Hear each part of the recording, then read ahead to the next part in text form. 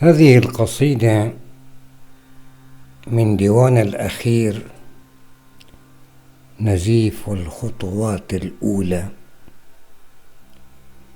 وهي بعنوان أحقا ليس للكردي سوى الريح،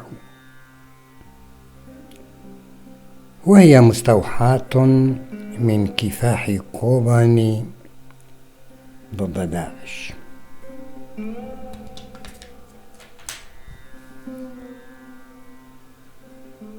أحقا ليس للكردي سوى الريح،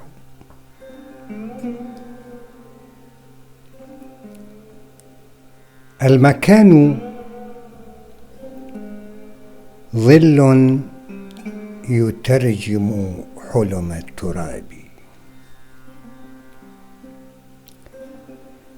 المكان ظل يترجم حلم التراب، تغازله ريح تحمل على ظهرها ذاكرة لا شطآن لها. أيها المتلبس بالأسماء، أيها المتلبس بالأسماء، يسير بك المدى الموحش في أخاديد تاريخ هو ليس تاريخك. أنت المهشم الصوت في قوافل صدف الهرطقات، لا تملك حتى صفحة من التاريخ. هبني اسما نطلقه عليك،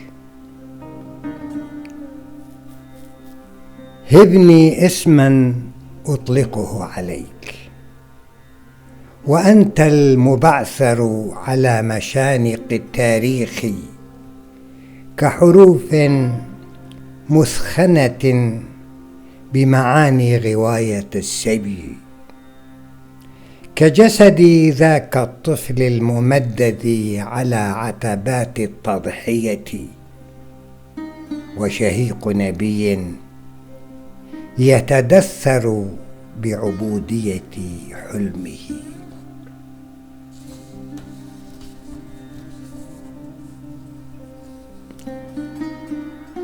من آمن بك؟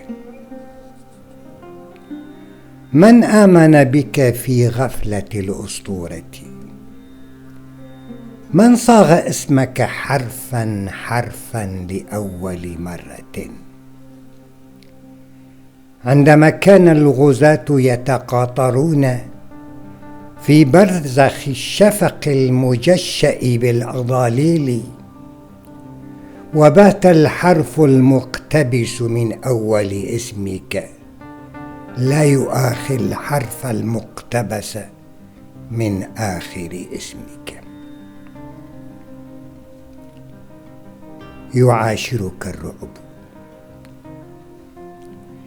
يعاشرك الرعب بخناجره الضريرة، يعاشرك قدر ملحد من الداخل ومن الخارج،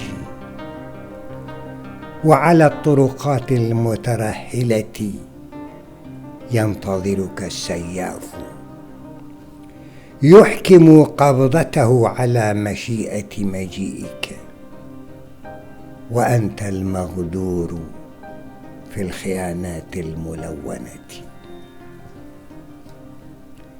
أما زلت كما أنت؟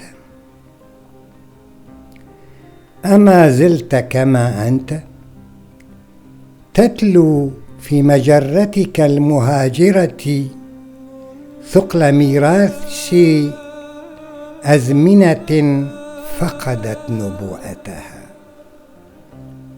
محاصر بهتافات ثملة يطلقها مدسوسون على موائد موتك المختوم بالطلاسم.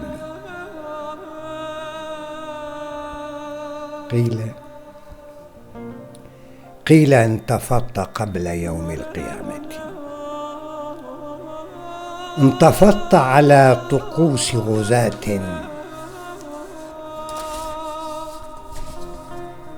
كانوا مدججين بنكاح لم يلد ولم يولد، سفاحون جاءوا من سراديب العتمة، حاصروا الأميرة النائمة في قداستها وهي تستظل بنسيم يعبر آلاف السنين إلى لالش.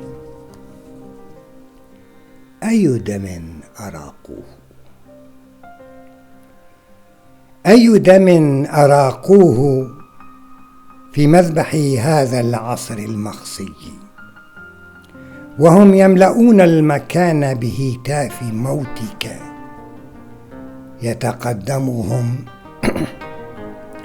يتقدمهم إله يوزع عليهم عرائس الجنة وهتك الأعراض في الدنيا والآخرة.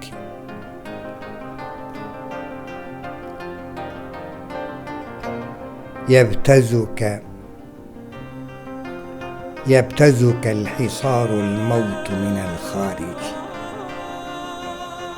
يبتزك الحصار الموت من الداخل، يبتزك نبي قربانا في محفله السري لإله ينشد في صحرائه الميهوب: كنتم خير أمة أخرجت للناس.